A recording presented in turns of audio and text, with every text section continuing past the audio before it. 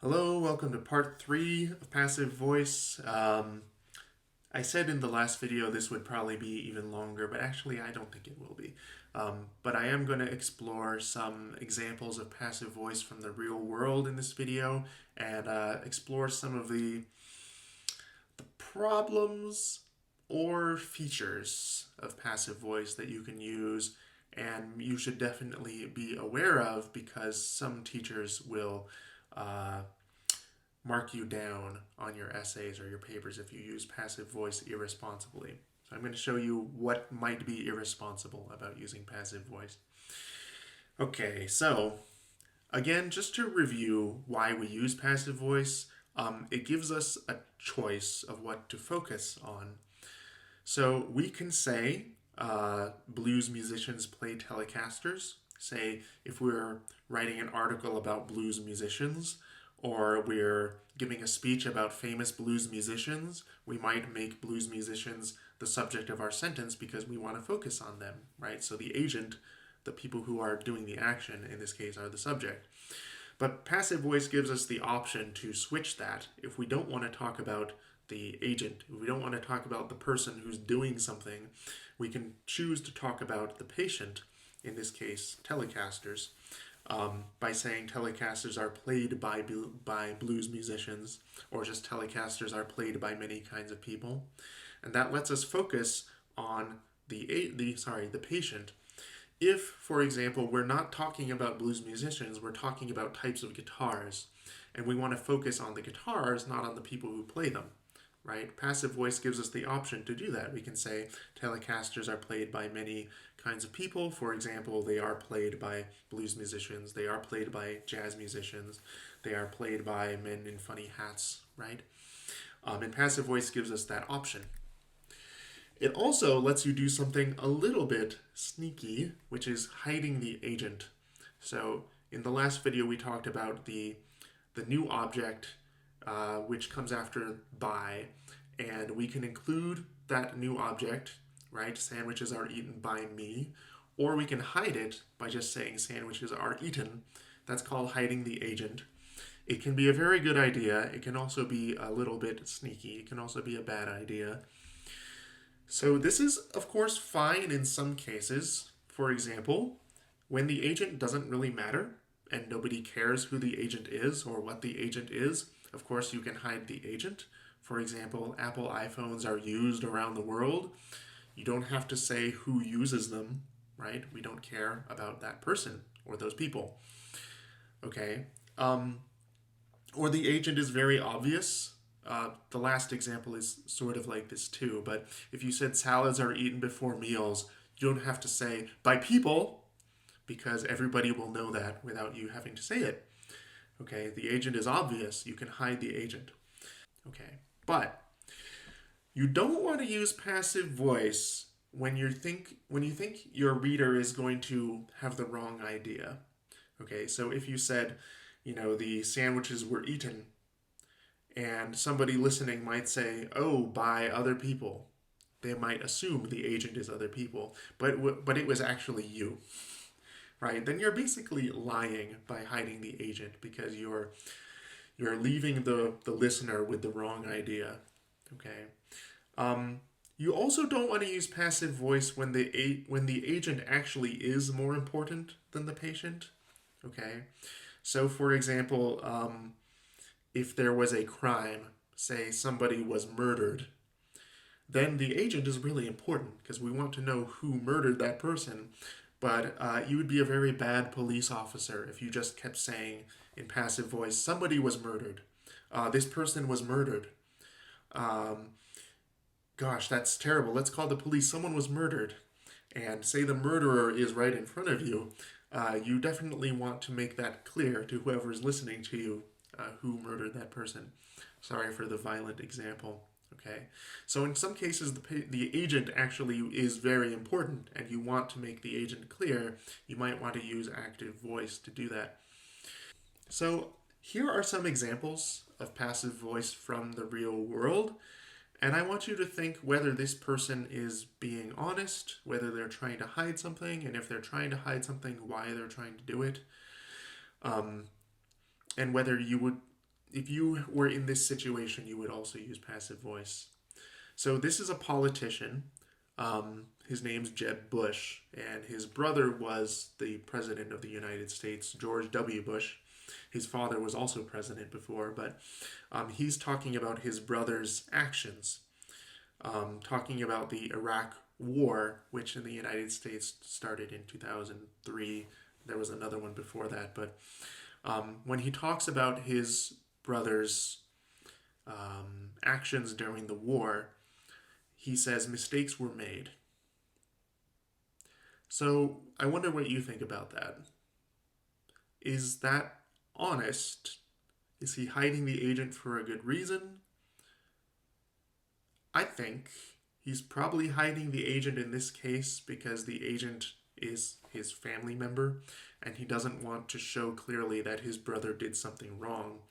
So in this case, saying mistakes were made and then not saying by who, and definitely not saying my brother made mistakes, is a way of hiding the agent to avoid, to avoid responsibility, I guess, or at least his brother's responsibility. So you understand why he said it this way, right? Whether it's honest or not, I tend to think this is not very honest, but um, he's a politician, right? He wants to protect the people that are important to him. So here's another example. This is from a few years ago, an article in a conservative newspaper about crime in the city of Chicago. So it says Taisha Haynes holds crosses memorializing Edwin and Edward Bryant, who were shot and killed in Chicago in October 2016. So you see the passive voice here, who were shot and killed. So these two men were shot and killed. And they're hiding the agent. They don't say by who, right? So I wonder what you think about this. Is this okay? Why are they hiding the agent here? Should they not hide the agent? Should they make it an active voice? I think in this case, they might be hiding the agent because they don't know who did it, right? And that could be true. If someone was killed and they don't know who killed them, maybe they don't want to say somebody shot and killed Edwin and Edward Bryant and just focus on the victims. If you look at the picture, it seems like the victims, the patients of the verb to kill, are more important to the story than the killers. So I think the passive voice in this case is probably okay. We might wonder who killed them, but it seems like the story is more about the victim than it is about the killers, right? So, um, here's another one. So this is President John F. Kennedy, who was president until 1964. Look it up if you're not sure. He was later killed too, but actually this is just a speech that he was giving when he was talking about a law to guarantee civil rights, and in the United States that mostly means equal rights for black and white people. So he says, we are confronted primarily with a moral issue. So already that's passive voice. He says we are confronted.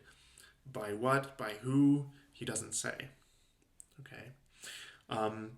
Speaking of the African American people, which he calls Negro citizens, it's not a word we use very much anymore. They are not yet freed from the bonds of injustice. They are not yet freed from social and economic oppression. So again, this is passive voice. They are ... past participle, freed. And he's not saying the agent. He's not saying by whom, right? Or he's not saying it actively, like some people have not freed them yet. And in the last part, especially, you can see he's hiding the agent. In too many parts of the country, wrongs are inflicted. Wrongs are inflicted on Negro citizens. So, who is the agent that he's hiding here? And why is he hiding the agent? Think about it. So, you can pause if you want to think about it more. Um, it's very likely that in the 1960s, JFK, that's what we call John F. Kennedy, JFK was imagined he was probably speaking to a white audience in much of the country, and in particular in the South. Most of the voters were still white. It was very hard for a black person to register to vote, especially in the South. And maybe he was speaking mostly to white people for that reason, because they had the power to elect him or to vote against him. So he's talking to them and probably protecting their image, because if he were not hiding the agent here, then the agent would probably be white Americans who are doing these bad things to African Americans.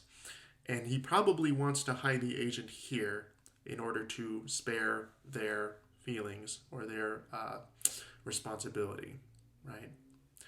So by hiding the agent here, he's hiding an important part of why this problem exists at all. And you could say it's irresponsible, but of course he's also a politician like Jeb Bush. He wants people to think well of him. He wants to appeal to the people who are his voters, right? So there's a lot of passive voice in political speech, and here's one more example. So this is our current president at the current time. It's right now, it's May 2020. So Trump uses passive voice to talk about the source of information, which was not correct information. So he claimed that he had a very large win in the last election against Hillary Clinton, and he claimed it was much bigger than it actually was. And when people asked him, so where did you hear that? Who told you that your win was that big? Because they were wrong. He says, I was given that information. I was given that information is passive voice, right? So he doesn't say the agent. He doesn't say by whom, and he doesn't put it in active voice, like somebody gave me that information, okay? And in this case, why do you think he did that? Think about it. It's possible in this case that he doesn't remember who told him, and by hiding the agent, he doesn't have to say that person, or he doesn't have to even recognize that that person existed. And that's the other possibility, that he actually didn't hear this from anybody. He just thought it was a good idea to say it and then decided to say someone told him. But by using passive voice, he hides that person's identity, or hides the fact that there wasn't anyone who actually told him this. Okay, so of course, let's see, you can make up your own mind about what you think. When politicians use passive voice, when people use passive voice in the real world, whether they are right to do it, whether they're wrong to do it, and I don't mean right or wrong for grammar, I just mean right or wrong, like they're lying or they're not lying, or they're being honest or they're not being honest. One thing that is definitely true from political speech is passive voice will usually try to help the politician who's using it, right? So, I invite you to use passive voice wisely in your own life. The ability to shift the focus of your sentences from agents to patients, or patients to agents, is very powerful, and the ability to hide the agent is even more powerful. That's one reason that a lot of teachers don't like passive voice, is because they're afraid you'll try to hide the agent when you shouldn't.